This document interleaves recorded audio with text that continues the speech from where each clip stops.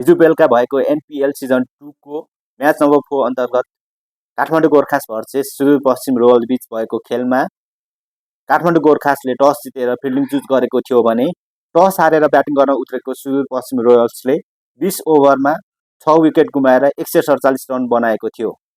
रोयल्सको batting लाइनअपको कुरा गर्ने हो भने जोस ब्रोइङले 2 बल खेल्दा कुनै पनि रन नबनाई आउट भएका थिए।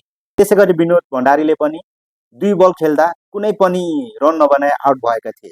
क्रिस लिनले 10 बल खेल्दा जम्मा 2 रन बनाएर आउट भएका थिए। त्यसैगरी आरिफ शेखले 24 बल खेल्दाखेरि 3 चौकाको सहायताले 25 रन जम्मा बनाएर आउट भएका थिए।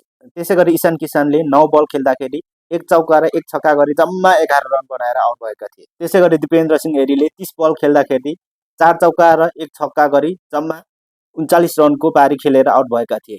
त्यसैगरी नारायण साउथले 12 बल खेल्दाखेरि जम्मा 6 रन बनाएर आउट भएका थिए। त्यसैगरी हरमित सिंहले 20 बल खेल्दाखेरि 2 चौका र 6 छक्काको सहायताले 53 रन बनाएर आउट भएका थिए। त्यसैगरी स्कटिस कुङलिनले 3 बल खेल्दाखेरि जम्मा 1 रन बनाएर आउट भएका थिए।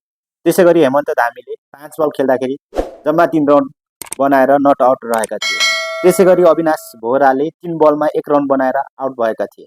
अब यता काठमाडौँ गोर्खासको बलिङ लाइनअपको कुरा गर्ने हो भने करण केसीले 4 ओभरमा 7.5 को इकोनोमीले 4 विकेट लिएर 30 रन खर्चेका थिए। त्यसैगरी साहब आलमले 3 ओभरमा 4.33 को इकोनोमीमा कुनै पनि विकेट नलिई 13 रन खर्चेका थिए।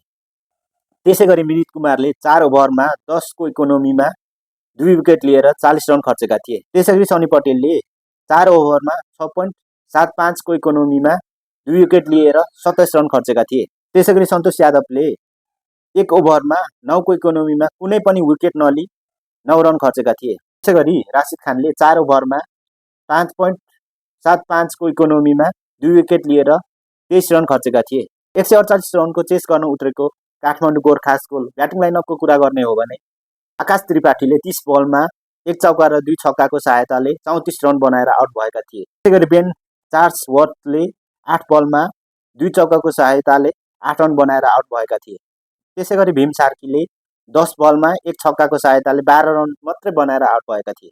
त्यसैगरी सन्तोष यादवले 3 बलमा 1 रन मात्र बनाएर आउट भएका थिए। त्यसैगरी जोम सिम्सनले 18 बलमा 2 चौका र 1 छक्काको सहायताले 24 रन बनाएर आउट भएका थिए। त्यसैगरी मिनित कुमारले 14 बलमा 1 चौका गरी जम्मा 11 रन बनाएर आउट भएका थिए। त्यसैगरी मोहम्मद आदिल आलम पनि कुनै पनि खाता नखोली पहिलो बलमा नै आउट भएका थिए। राशिद खानले 8 बलमा 6 रन बनाएर आउट भएसँगै काठमाडौँ गोर्खास 118 रनमै अल आउट भएको थियो।